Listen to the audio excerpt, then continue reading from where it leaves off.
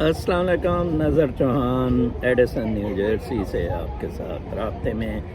آج یہاں جو سینٹرل جرسی ہے جس میں فٹ برج اور ایڈیسن ٹاؤن شپ ہے، بارش کی وجہ سے ایک ہوٹل کے ہال میں عید کا اجتماع ہوا تھا، تو 2-2.5 ہزار کے لگ بھگ لوگ آئے۔ یہ کووڈ کے بعد بہت بڑی گیدرنگ مسلمانوں کی پہلی دفعہ تھی، اور آج میں ایک بات سے حیران تھا کہ یہاں آج میئر نہیں آیا تھا۔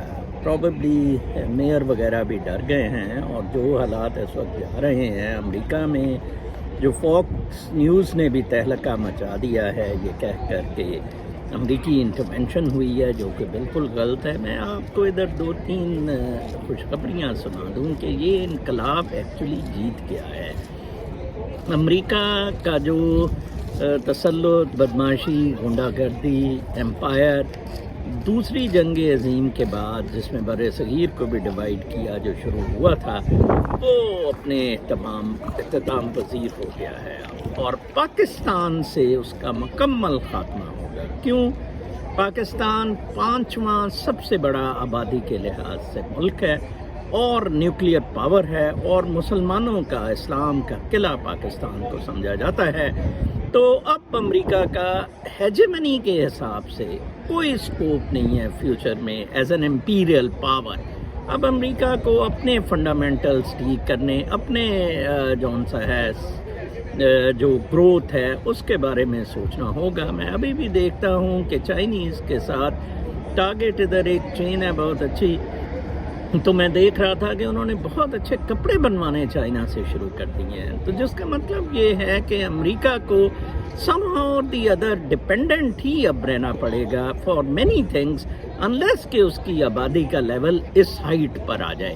تو یہ فنڈامنٹلز دنیا کے چینج ہو رہے ہیں۔ میں بہت خوش قسمت ہوں کہ میں بھی پاکستان سے ہوں، اور پاکستان وہ واحد ملک ہے دوسری جنگ عظیم کے بعد جہاں صحیح قسم کا انقلاب آ رہا ہے، بلکہ انقلاب آ گیا ہے۔ اب لانگ مارچ ایک بالکل فارمیلٹی سی لگ رہی ہے۔ عمران خان، جس کے لیے لاکھوں لوگ اس کی زندگی کے لیے دعا کر رہے ہیں، سوال ہی پیدا نہیں ہوتا کہ اللہ تعالیٰ اسے محفوظ کیوں نہ رکھے۔ اللہ تعالیٰ نے اس سے کام لینا ہے۔ میری طرف سے آپ سب کو عید مبارک، اور اس خوشخبری کے ساتھ کہ یہ انشاءاللہ انقلاب، آزادی کا انقلاب اس دفعہ کامیاب ہوگا، اور امریکہ اور GHQ کی جارحیت ہمیشہ کے لیے ختم ہوگی۔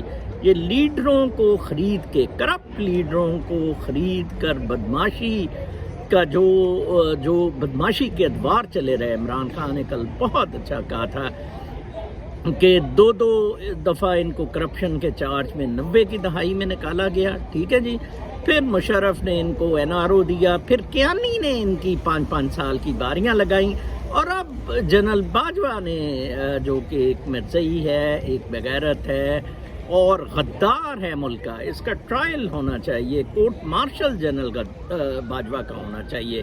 میں چاہتا ہوں کہ یہ لانگ مارچ ہو اور جنرل باجوہ کا کورٹ مارشل ہو۔ اپنا بہت خیال رکھیں۔ میری طرف سے آپ سب کو، آپ کے اہل خانہ کو دلی عید مبارک۔ اللہ نگہبان۔